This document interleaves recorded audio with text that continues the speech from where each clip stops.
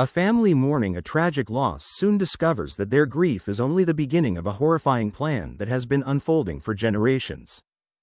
A woman who specializes in building tiny dollhouse versions of real-life events has no idea that her own family is trapped inside a terrifying plan that began long before she was born. This is Hereditary. The story begins after the death of Annie Graham's mother, Ellen. Annie is a talented miniature artist who recreates moments from her life in astonishing detail.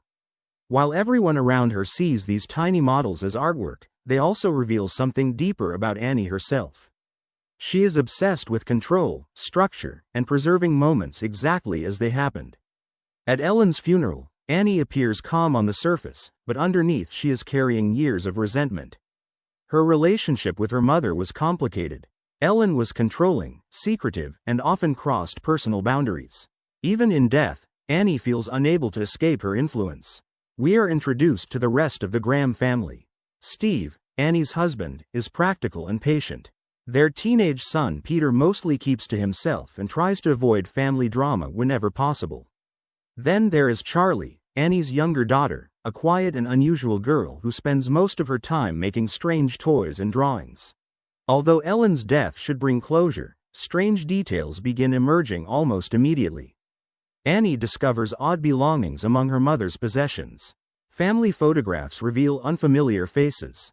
There are hints that Ellen may have been involved with mysterious groups that Annie knew nothing about. Life slowly moves forward, but grief hangs over the household like a dark cloud. Annie throws herself into her miniature work, spending countless hours recreating memories inside tiny rooms. Peter focuses on school and his friends. Charlie remains isolated, often behaving in ways that make other people uncomfortable.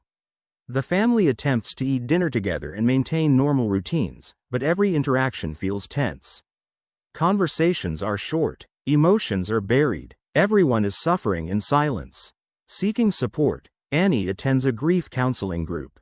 There, she finally opens up about her family history. She explains that mental illness, tragedy, and unexplained behavior seem to run throughout her bloodline. As she speaks, it becomes clear that her mother's death may only be the latest chapter in a much larger pattern. Meanwhile, Charlie's behavior grows increasingly unsettling. She spends her days creating disturbing figures from scraps of material and making strange clicking sounds with her tongue. Despite her odd habits, Annie remains fiercely protective of her.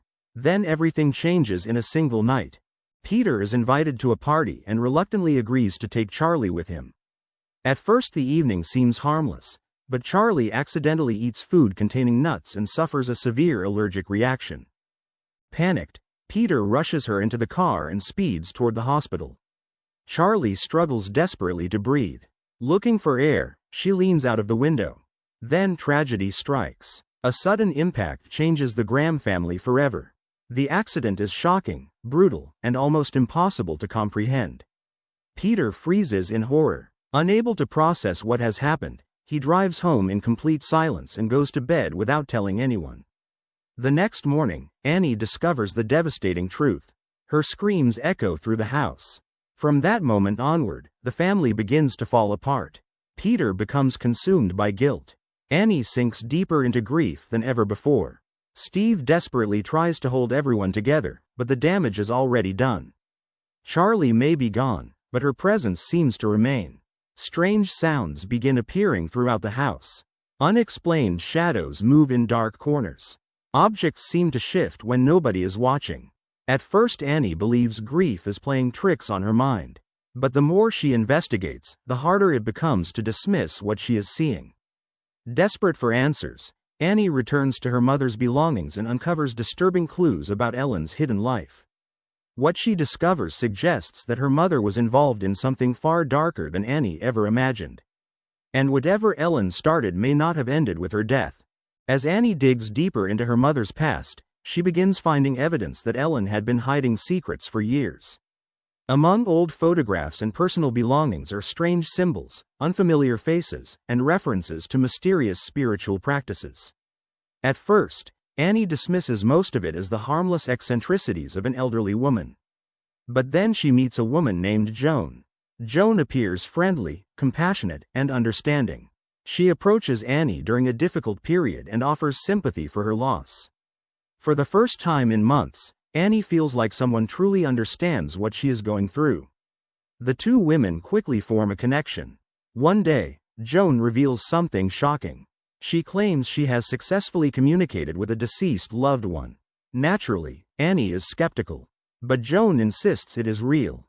Desperate to reconnect with Charlie, Annie agrees to learn more. Joan introduces her to a ritual designed to contact the dead. At first, it seems ridiculous. Yet Annie's grief has become so overwhelming that she is willing to try almost anything. Soon afterward, strange things begin happening inside the Graham house. Objects move on their own. Lights flicker unexpectedly. Voices seem to echo through empty rooms. And Annie becomes convinced that Charlie is trying to communicate with her. Rather than bringing comfort, these experiences only make her more obsessed. She spends countless hours researching her mother's history. The deeper she looks, the more horrifying the truth becomes. Ellen was not simply interested in spiritual practices. She was part of a secret group. A group devoted to an ancient supernatural entity. A powerful being that they had spent years trying to summon into the human world. As Annie uncovers more information, she learns something even more disturbing. Her family may have been involved long before she was born. Every tragedy, every loss, every strange event, all of it may have been part of a carefully planned ritual. Meanwhile, Peter's condition continues to deteriorate. The guilt of Charlie's death haunts him every day. He struggles to focus at school. He barely sleeps, and terrifying visions begin following him wherever he goes. Sometimes he sees Charlie standing in the shadows. Other times he hears strange sounds that nobody else seems to notice. His grip on reality becomes increasingly fragile. At home, tensions explode. Annie blames Peter for what happened to Charlie. Peter blames himself. Steve tries to keep peace between them, but every conversation quickly turns into an argument. The family is no longer grieving together. They are tearing each other apart. Eventually, Annie convinces Steve and Peter to participate in a séance. She believes Charlie is reaching out from beyond the grave. The ritual begins quietly. For a moment, nothing happens. Then the atmosphere changes. A glass moves across the table. The room suddenly feels different. Cold, unnatural. Peter becomes visibly frightened. Steve remains unconvinced, but even he cannot explain what they have just witnessed. From that point forward, the supernatural activity intensifies dramatically. Doors slam without warning. Figures appear in dark corners. Strange sounds echo throughout the house at night. The home no longer feels safe. It feels occupied. Annie eventually discovers a hidden collection of books and documents connected to Ellen. Inside, she finds detailed descriptions of rituals involving a demon known as Paimon. According to the writings, Paimon seeks a male host through which he can enter the world. Suddenly, countless pieces begin falling into place. The strange symbols, the secret gatherings, Charlie's unusual behavior, her mother's obsession, none of it was random. Everything appears connected to a plan decades in the making. As Annie races to understand the truth, she realizes Joan may not be the friend she believed her to be. Joan is connected to the same group that surrounded Ellen. The support, the kindness, the guidance, it was all leading Annie toward a specific outcome. She was never being helped. She was being manipulated. The realization comes too late. The forces surrounding the family have already gained power. The situation spirals completely out of control. Annie becomes increasingly unstable. Steve desperately tries to protect what remains of their family. Peter becomes trapped between terrifying visions and reality. The line separating the supernatural from everyday life disappears entirely. One horrifying night, events finally reach their breaking point. The house becomes a stage for the final phase of the ritual. Annie desperately attempts to stop what is happening. Steve tries to make sense of the madness around him. Peter flees through the house in terror. But there is nowhere left to run. The plan that began with Ellen years earlier is finally reaching completion. Peter finds himself surrounded by forces he cannot understand. The cult members who have been hiding in the background begin revealing themselves. For years they have been waiting, watching, preparing. Now their moment has arrived. The truth is devastating. The Graham family was never chosen by chance. They were selected generations ago. Every tragedy they experienced served a purpose. Every loss moved the ritual one step closer to completion. In the final moments, Peter becomes the center of the ceremony. The followers gather around him. They treat him not as a victim, but as someone important. Someone they have spent years preparing for. A crown is placed upon his head. The cult members bow before him. And the horrifying reality becomes clear. The entity they worship has finally received the host it wanted. Everything Ellen did, everything Joan did, every tragedy that struck the family, all of it was designed to bring this moment into existence. The Graham family's suffering was never accidental. It was part of a carefully orchestrated plan. As the ritual concludes, the house falls eerily silent. The tiny models Annie spent years creating suddenly feel symbolic. The family believed they were making their own choices. But in reality, they were being positioned like figures inside one of Annie's miniature displays. Controlled, moved, and manipulated by forces beyond their understanding.